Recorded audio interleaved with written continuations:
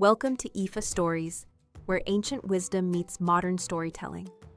Step into the sacred world of Ifa, the Yoruba spiritual system, where every tale carries the power of divination, destiny, and deep cultural insight. Join us as we unravel the mysteries of the Orishas, the divine forces guiding our paths, Orunmila, the Iron Moles, and many more. Each story is a bridge between the past and the present, weaving timeless lessons that inspire, enlighten, and transform. Embrace the wisdom, honor the tradition, and journey with us into the heart of Ifa. Subscribe now and let the stories guide you.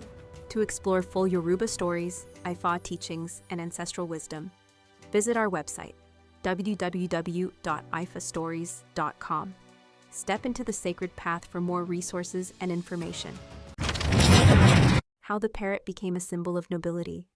As revealed through Òfún Méjì, it was Òfún Méjì who revealed in the heavens how the parrot was transformed into an honorable bird and how it acquired its radiant red feathers.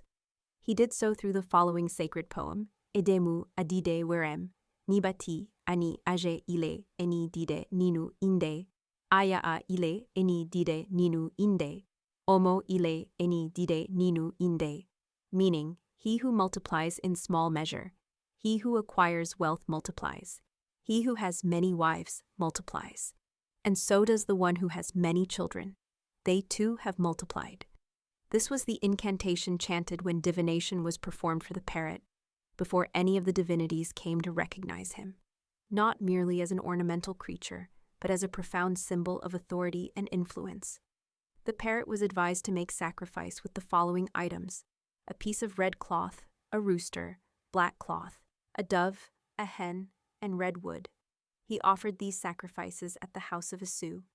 After this, Esu invited the parrot to undergo a sacred transformation ritual.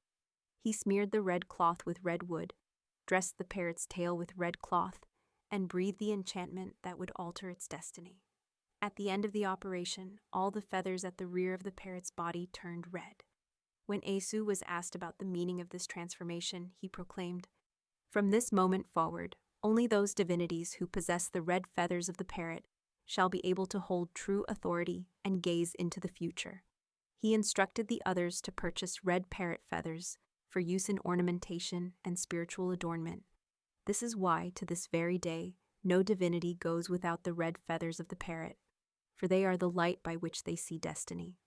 From that moment on, the parrot became not only a noble bird, but also one of great wealth and distinction.